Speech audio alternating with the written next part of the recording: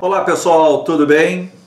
Meu nome é Cláudio Mussi, sou urologista. Estou hoje aqui para conversar com vocês sobre mais um tema da urologia.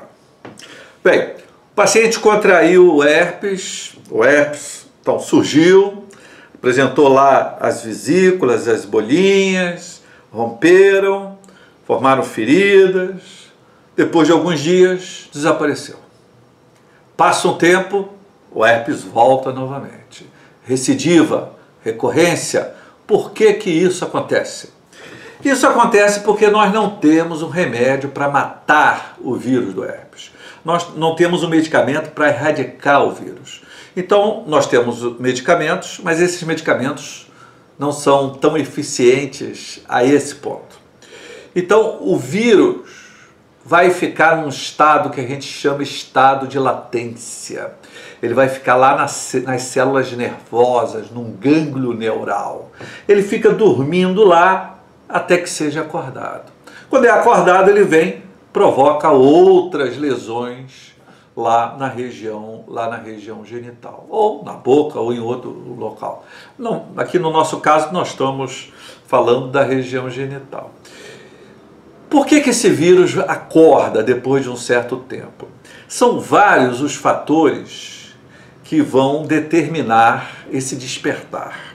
Fatores ambientais.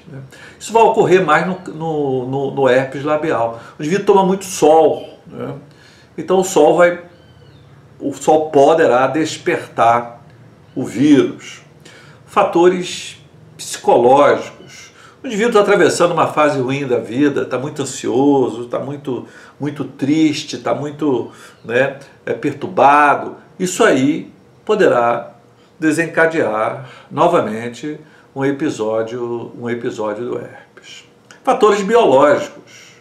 O indivíduo está com alguma doença, uma infecção, fez uma cirurgia, está usando medicamentos tipo corticosteroides. Tudo isso aí, tem uma outra doença que baixou a imunidade dele, tudo isso aí poderá fazer o vírus despertar e a doença, então, florescer. Bom, o primeiro episódio do herpes é o pior episódio. Ele fica, as lesões são mais exuberantes, o paciente vai apresentar um processo ali irritativo maior, um processo inflamatório que o vírus vai produzir, pode dar uma adenomegalia, a região pode ficar avermelhada, o paciente pode ter até febre. Isso normalmente vai ocorrer mais no primeiro episódio.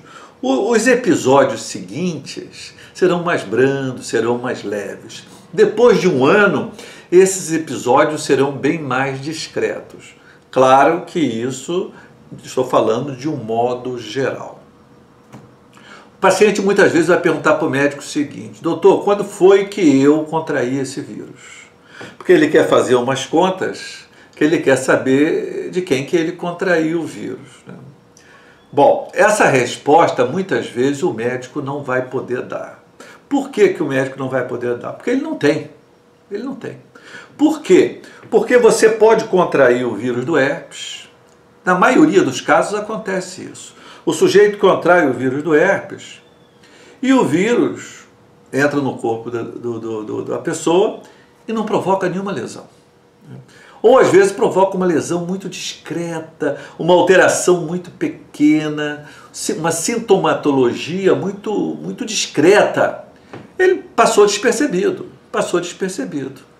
Meses depois, semanas depois, ele vai apresentar o quadro clássico, que ele vai acreditar que pegou nos últimos dias. O tempo da incubação ali do herpes seria de 1 a 26 dias, mais ou menos. Mas isso não vai ocorrer na maioria dos casos. Então ele já havia contraído esse vírus há bastante tempo, e não naquela suposta relação que ele teve há 15, 20, 30 dias. Então é muito difícil de você estipular quando foi que o paciente contraiu o herpes, porque na maioria esmagadora das vezes o herpes penetra no corpo do paciente e não provoca nenhuma lesão, ou provoca uma lesãozinha tão mínima que pode passar até despercebida. Às vezes ele pode perceber, vai no médico, mostra para o médico olha e não consegue pensar em herpes, porque não tem as características de herpes. E às vezes é o herpes. Né? Então nós não temos muitas vezes não vamos ter essa resposta por causa dessa situação. Porque a primeira infecção que ele acha que é a primeira infecção, né, na verdade não é a primeira. Ele já teve outra ou outras que foram tão discretas e tão brandas que ele nem sequer percebeu. Certo? No próximo vídeo nós vamos falar sobre a transmissão do vírus do herpes. Até lá, pessoal. Tchau!